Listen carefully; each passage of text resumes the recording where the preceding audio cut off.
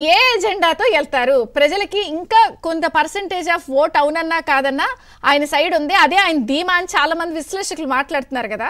ఎట్లా ఒప్పిస్తారు ఆయన మోసం చేస్తున్నాడని? యాక్చువల్గా డిబేట్ కి ముందు అయితే నేను ఈ ఐడియా ఉందంటే ఒక వీడియో పంపుతున్నాను. ఒక 65 years ఆవిడ మీ దగ్గర ఉంటే చూపించండి, పర్వాలేదు. మాకు సీట్ డిసైడ్ అవ్వకముందు వరమ గారికి వేస్తారంటే మళ్ళీ అడిగింది. అడిగితే ఏం చెప్పింది ఆవిడ, నేను మెల్లిగా చెప్తాను, ఎవరన్నా చూస్తే నా పెన్షన్ తీసేస్తారు, ఆయనకే ఓటేస్తాను చెవిలో చెప్పినట్టు మాట్లాడింది. అంత భయంలో ఉన్నారు. అది ఓటు వేసాక ఎంత కసిగా వేస్తారన్నది ప్రజలకు అర్థం అవుతుంది. ఇప్పుడు అన్నిటికంట రాష్ట్రంలో నిరుద్యోగ సమస్య, పారిశ్రామిక అభివృద్ధి లేకపోవడం అన్నది అది ప్రజలు, యువకులు, మేధావులు అన్ని వర్గాల వారు గమనించారు. దానివల్ల రాష్ట్రం ఎంత నష్టపోతుంది అన్నది ఒకటి. 2 లక్షల ఎకరాలు పంటలు లేక వేల కోట్లు నష్టపోయి ఉంది 5 సంవత్సరాలు. అది దాన్ని పోలవరం అవ్వచ్చు, మరి మా దగ్గర ఏలేరు పేస్ట్ అవ్వచ్చు, అలా రకరకాల ప్రాజెక్టులు అన్నింటిని కూడా పెండింగ్ పెట్టేశారు. ఎక్కడికక్కడ రివర్స్ టెండరింగ్ పేరుతో టెండర్ చేసుకోవడం, కమిషన్లు తీసుకోవడం, ప్రాజెక్ట్ ఇంప్లిమెంటేషన్ లేకపోవడం. ఈ విధంగా రాష్ట్రం అంతా కూడా రైతాంగంలో కూడా చాలా ఇబ్బందికర పరిస్థితి ఉంది.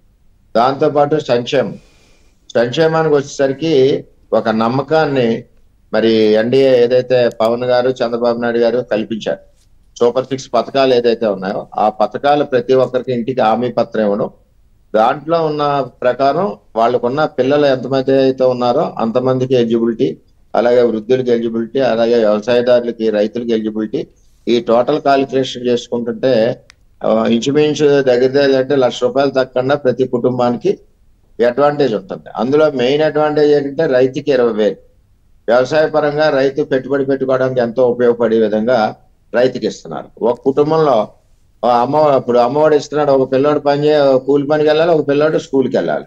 అల్టిమేట్ గా ఆ పిల్లోడేమో తల్లిదండ్రుల మీద ఖర్చు పెట్టుకుంటున్నాడు. ఇప్పుడు అలా కాకుండా తల్లికి వందనం అని చెప్పి ఎంతమంది పిల్లలు ఉన్నా చదివిస్తున్నారు. ఇవన్నీ కూడా సిస్టమేటిక్ గా ఒక రివ్యూ చేసుకుని దాని ప్రకారం ప్రజలకి ఏమి చేయగలరో అవే ఇచ్చారు. More than budget, financial budget వచ్చి ఏమీ చెప్పలేదు. ప్రజల యొక్క మినిమం అవసరాలు ఏమున్నాయో, ముఖ్యంగా గ్యాస్ సిలిండర్ పరిస్థితి కొనలేని పరిస్థితి వంటింటికి.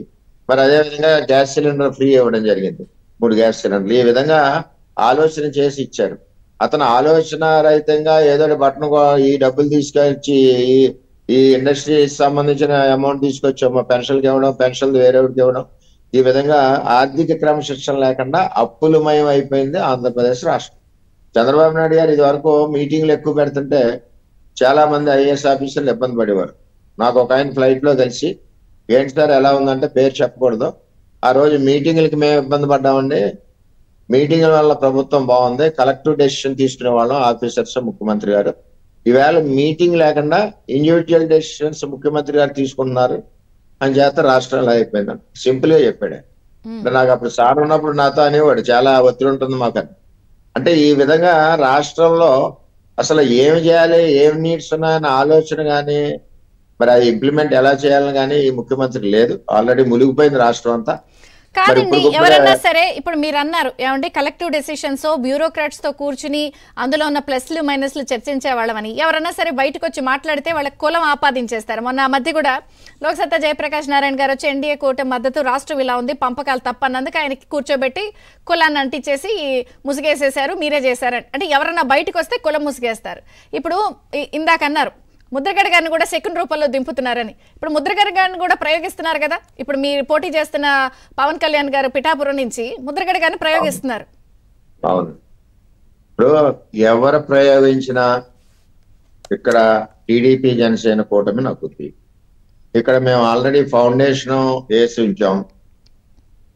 పొత్తు ప్రకారం పవన్ కళ్యాణ్ గారు ఈ సీట్ అడిగారు.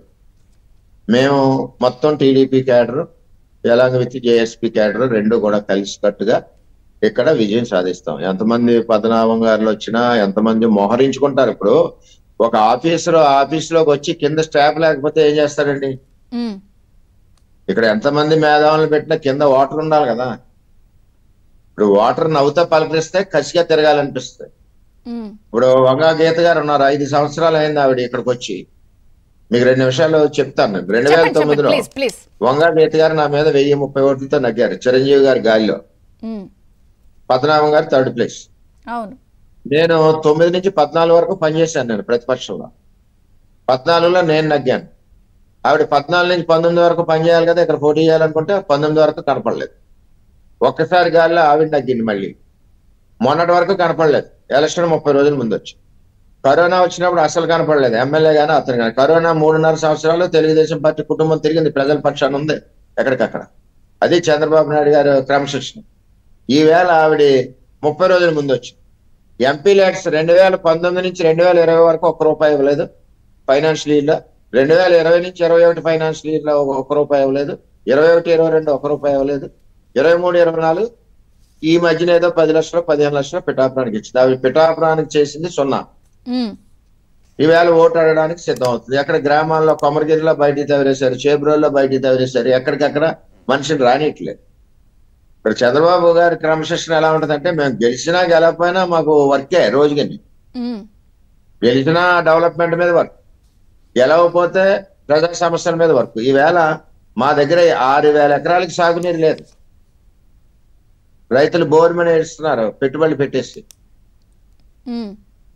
ఒక సాగునీరు ఇవ్వలేని అసమర్థత దద్దమ్మ ముఖ్యమంత్రి. ఆ విధంగా రైతులు తెలియని నష్టాలకు మా నియోజకవర్గం దగ్గర ఈ 5 సంవత్సరాల్లో 600-700 కోట్లు రైతులు నష్టపోయారు పంట. కాదు వర్మ గారు, ఇందాక ఒక ఆవిడ పెన్షన్ గురించి చెవులో చెప్పింది అన్నారు కదా, ఇలాగుందమ్మా భయపడుతున్నారు. ఇంకా అలాంటి సందర్భాలు కానీ ఇలాంటి విషయాలే కానీ ఏమైనా ఉన్నాయా మీరు స్థానికంగా? నేను పంపనా ప్లే చేసుకుంటాను ఇప్పుడు. లేదా మీరు మళ్ళీ ఆవిడకి పెన్షన్ ఆపేస్తారని అంటున్నారు కదా, పోనీ మనం బెనిఫిషియరీ సైడే ఎడ్జుంచుదాం, పోన్లేండి వదిలేద్దాం. మీకైతే చెవులో చెప్పింది కదా. నేను అనేది ఏంటంటే స్థానిక సాధక బాధకాలు ఏం చెప్తున్నారు పబ్లిక్ క్షేత్రస్థాయిలో? పబ్లిక్ భయంలో బతుకుతున్నారు. చంద్రబాబు కావాలంటున్నారు, పవన్ కళ్యాణ్ కావాలంటున్నారు, వరమ గారు కావాలంటున్నారు. పబ్లిక్ భయంలో బతుకుతున్నారు. వాళ్ళ ప్రేమ అభిమానం బయటికి చెప్పలేని పరిస్థితి.